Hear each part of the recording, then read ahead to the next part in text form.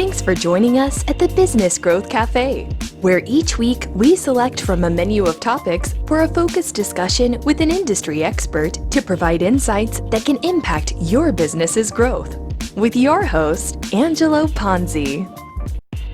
I am Angelo Ponzi, your host here at the Business Growth Cafe, and thank you for joining us. I love movies. I said it. I love movies, and I always have. Growing up, my family would gather on Sundays to watch the latest John Wayne movies, The Duke, Tarzan, Abbott and Costello, just to name a few. My dad loved old movies, and he had me watch them on Sundays with him, and I fell in love with them as well. My favorite, however, of all time is Robin Hood with Errol Flynn. I must have watched that movie at least 100 times.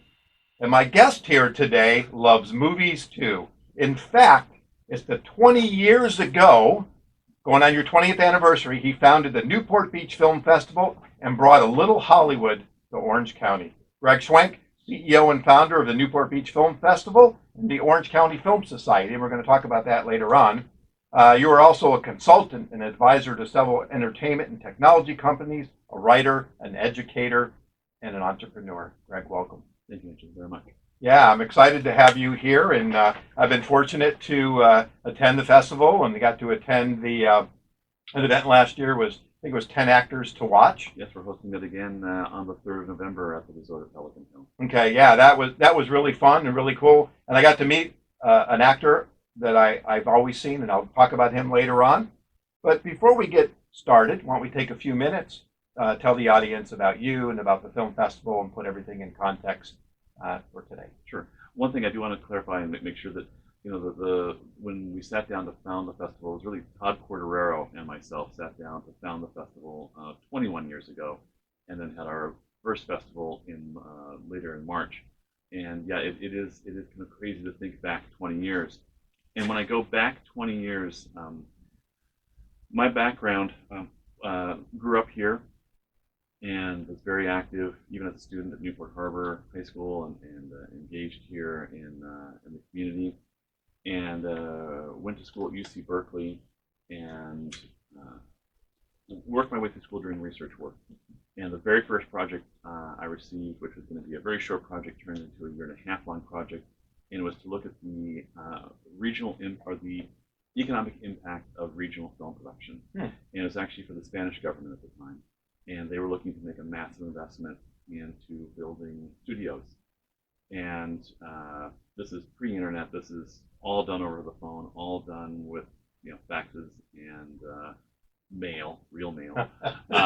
And so really immersed myself at that time in what was going on in production. So we looked at Kaufman Astoria and Silvercup Studios up in New York, and Sony and Disney down in Florida, kind of embryonic programs that were going on in Canada at the time, and obviously the studio system here. And really, we were the first group to put together a money multiplier as far as the economic benefit, and really look at a very hard look at what happens and what really goes on with regards to growth in the economy and the infusion of high-powered money into a system. And so I fell in love with the kind of business side of show business. Mm-hmm. And you fast forward, and I finish up school and end up working in investment banking. And I worked for a subsidiary of Citigroup for 10 years. And it was at that subsidiary where we were working with buying and helping to sell middle market companies, so companies under 500 million in revenue or turnover. And really got to be able to look at and work with so many amazing entrepreneurs, hundreds and hundreds and hundreds of companies we were able to look at. And I had the great fortune of meeting people who really from nothing built amazing businesses. And so I was also very active with the Economic Development Committee, the city of Newport Beach at that time. And there was an opportunity to sort of reform and refashion the Newport Beach Film Festival. And that's when Todd Corderero and I sat down and said, look, I think it's a very good idea. I think being able to focus on Newport Beach, there's no better backdrop, no better location for an international film festival than Newport. And we brought together what we think are the stakeholders, everyone from Janice Arrington, who's the film commissioner for Orange County. At that time, we had Bob Bassett, who just retired as the dean and really the founder of the film school at Chapman. We had Fern Rockefeller from UCI, Yeah, Dr. Cindy King, who was a real pioneer in entertainment and television, entertainment and tourism, out at Cal State Fullerton, where I now teach. And then, and again, other stakeholders from tourism to the Media Alliance of Orange County, which is the loose confederation at the time of all the major media companies, and we put the festival together. Well, this isn't. See, I had this vision. You woke up one day and said, "I love films. I'm going to do this." But this is really a journey. Yes. And to your point, from the business side of it, as opposed to, I'll say, the emotional side. I, however, had a short foray into the film world when I was younger. It was my first entrepreneurial experience, and I was about 23, and the gentlemen I partnered with were about 44, 45, and they convinced me we could bring Hollywood to Orange County in the production side. It failed miserably. It was a great learning experience, lasted about 8 months, and that's another story to go into. So there's some questions that I asked that I think that are relevant, but when you think about this, and it's an undertaking when I want to talk about that. I mean, it's a small army to put this thing together, and every year it's not cookie cutter. It's almost, there's kind of a form to it, but it's a lot of. It is. I mean, we do definitely have a structure to it, but we really put together bespoke opportunities for both our audience and for our supporters, partners, and sponsors. And we really make sure that on both sides of the equation that we try to under-promise, over-deliver whenever possible. Okay. So, what keeps you up at night when thinking about this growth? Well, I think one, there's the stereotypical any small business owner never really sleeps at all. I grew up in a family business. My parents still own a small antique store in Newport Beach, and so I knew kind of even looking at this as a side project is something that when you invest so much of yourself into it, and you have to, you can't be an absentee owner in these types of businesses. That you're always on, you're always thinking, and that was true even for me. Again, having grown up in the film business, that was even true for me in investment banking. And I think that's why I enjoyed it so much in meeting so many entrepreneurs, is that I could relate, even though obviously they were extremely more successful than I. But understanding their pain, understanding their pressures, and trying to relate to them on that fact. And then with the film festival, you kind of add a new twist to it that it's a nonprofit. It's an arts nonprofit, and I think it has all of the wonders and challenges that any nonprofit organization would have. But I think that what we've been very fortunate and truly blessed with is incredible people. I look at throughout the history of the festival, from day one, the people and personalities that came forward to say, we believe in this.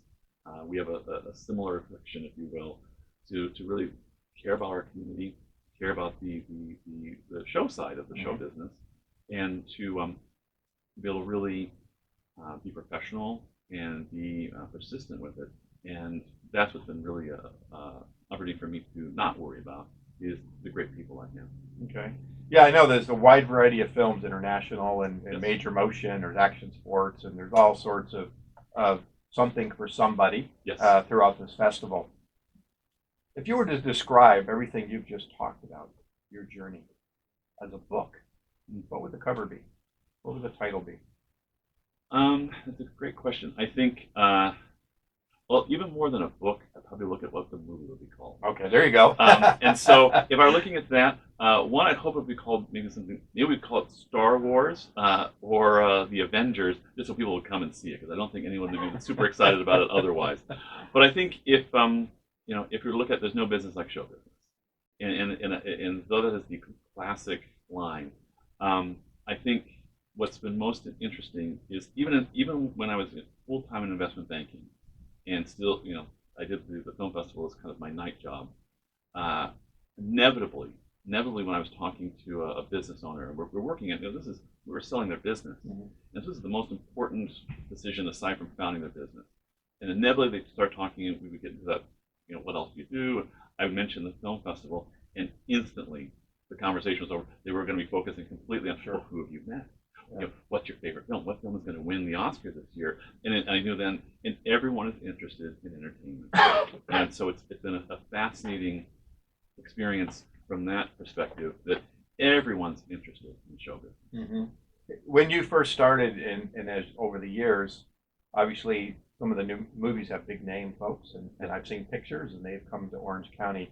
Was that a challenge at first to convince Hollywood that what we were doing here in Orange County was relevant? Yes and no. I think one, obviously Newport Beach has sort of been the playground for the stars, since the golden age of Hollywood.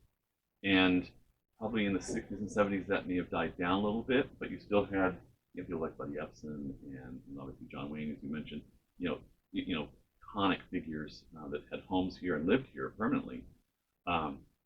And so I think what's been interesting for us is the shift in attitude once people come to Newport or to Orange County. How safe, how clean it is, how much people enjoy, going out to dinner and going to the movies, and all the events that we have at the festival.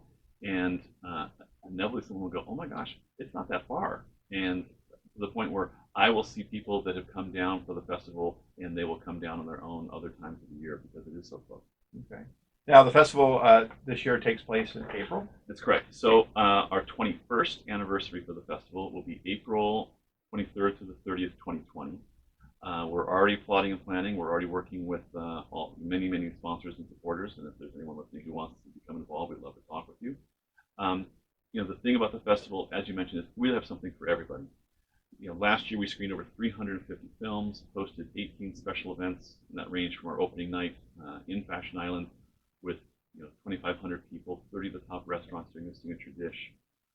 In the past, we've had things like Cirque du Soleil do private performances, and it's really a spectacular evening, all the way down to intimate discussions at both the Newport Beach Public Library as well as the community room with people in front of and behind the camera that give up their time to talk about the process of making film.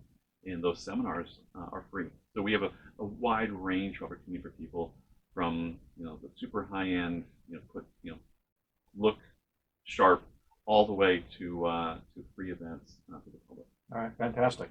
Now that's an annual event. Correct. What do you do in the rest of the 11 months? So again, what's always funny is people go, "Oh, it's in April." You probably start planning it in February. Yeah. I'm starting in February for the next year, let alone for the year coming Yeah. up. So we're always plotting and planning. We're always trying to think about ways that we can enhance the opportunity for our partners and our sponsors, and ultimately for our audience. But we also have the Orange County Film Society, as you mentioned, and that is a year-round festival experience.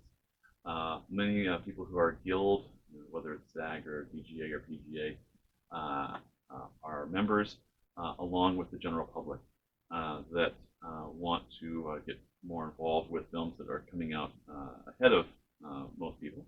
So we just did Joker, for example. We did a preview screening of that.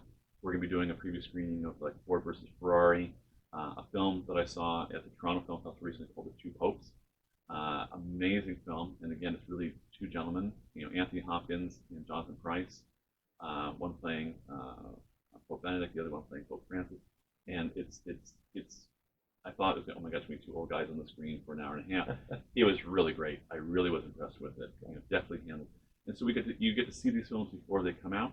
And then, also, as you mentioned, we're one of the very few festivals, the only festival in the world, to host 3 of Variety's 10 to Watch programs.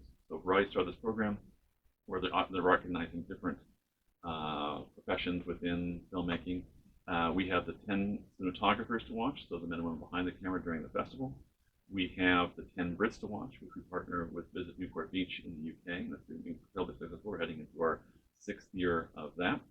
And then on November 3rd at the Resort of Pelican Hill, we'll be hosting our 10 actors to watch. And it's an incredible time during award season to make Newport Beach and the Newport Beach Film Festival relevant and on the radar in our off season. Right. Now, I had the opportunity to attend the 10 actors to watch, and I got to meet someone that I had seen forever, and I've run across movie stars before, and I always, they don't want to be bothered.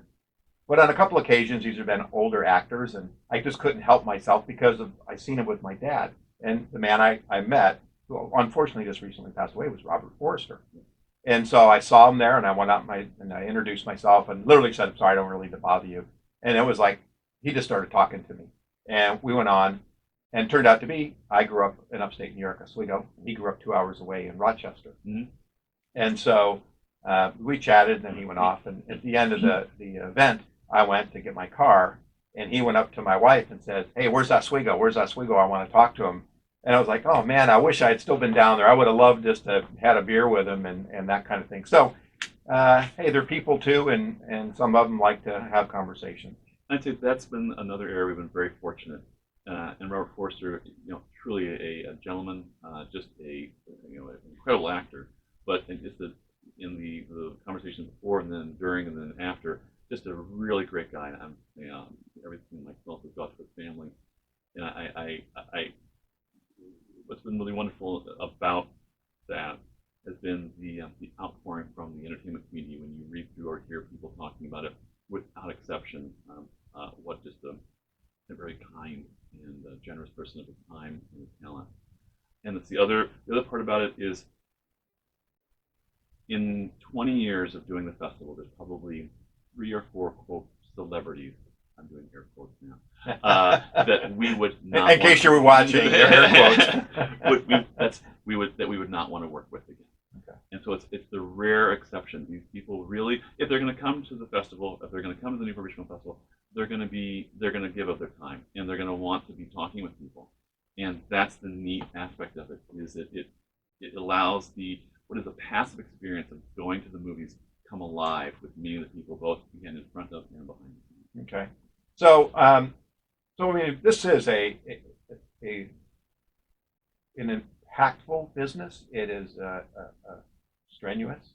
Yeah. Right. And there's a lot of moving parts. And we were talking in the hallway. I mean, you literally have an army of people and a lot of them are volunteers. Almost all. Yes. Volunteers. And that's fantastic. So if anybody's listening would like to volunteer, please visit the website. I'm sure there's a place to sign up. Yes. So if you go to newportbeachfilmfest.com, we have a whole series of signing up both for the festival itself.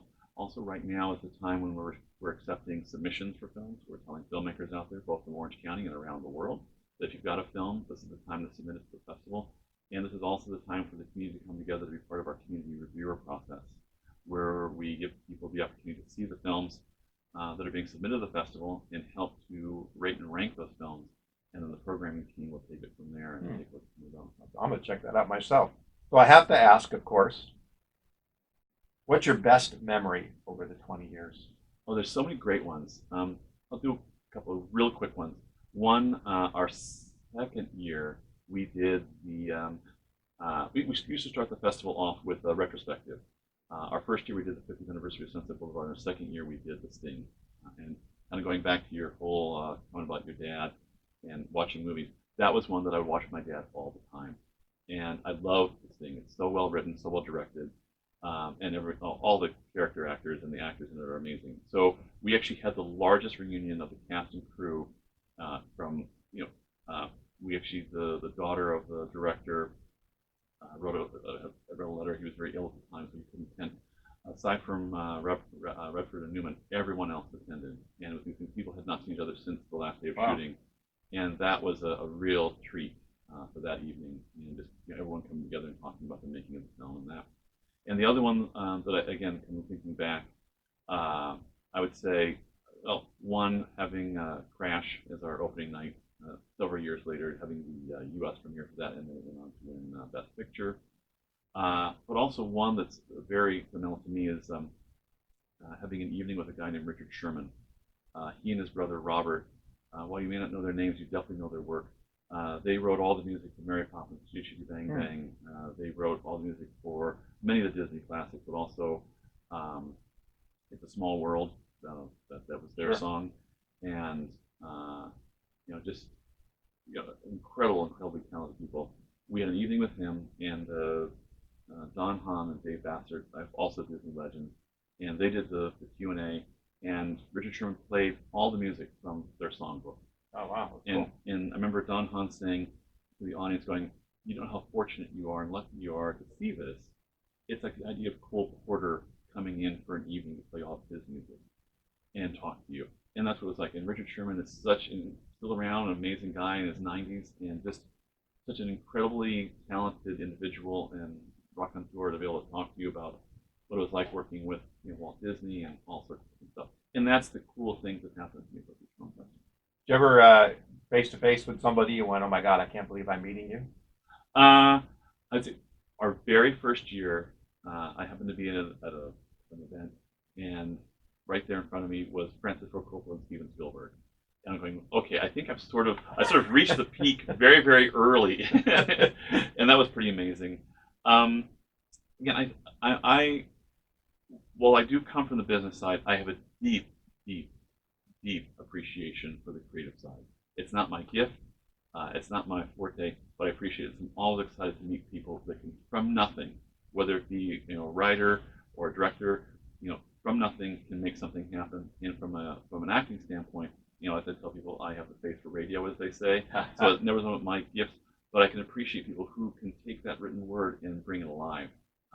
And then all the rest of the editing, the sound mixing, all that kind of stuff. It's such magic to me that I truly, truly appreciate it. Oh, fantastic. Well, as I said when we started this would blow by very quickly, and we have come to an end. So, Gregg, tell the listeners how they can reach you, find out about the film festival, the Film Society, and anything else you'd like to tell them. Sure. They can reach out to the Newport Beach Film Festival again at newportbeachfilmfest.com. If they want to call the office, that's 949-253-2880. My extension is 224 if they want to reach me directly, and I'd be happy to pass them along to whatever department they would like to be involved. Well, thank you so much. This has been fascinating. This has been fantastic. I'm really excited we have this conversation. And thank you out there in Radio Land for joining us at the cafe today. You can find out more about me, read my blogs, view my show videos, or sign up to receive more information at theponzigroup.com, or please connect with me on LinkedIn. And if your business is ready for growth and you need a CMO but not quite ready for a full-time person yet, connect with me. I'd love the opportunity to explore the benefits of working with a fractional CMO. And lastly, please subscribe. And if you're already a subscriber, I encourage you to ask others to subscribe who would definitely benefit from this content. You can sign up at thebusinessgrowthcafe.com or anywhere you can subscribe to a podcast. Join me next week for lunch at the Business Growth Cafe. Thank you, sir. Thank you for listening to today's discussion at the Business Growth Cafe with your host, Angelo Ponzi. Take a moment to subscribe to this podcast and visit our website at www.businessgrowthcafe.com. Read Angelo Ponzi's blogs at www.theponzigroup.com.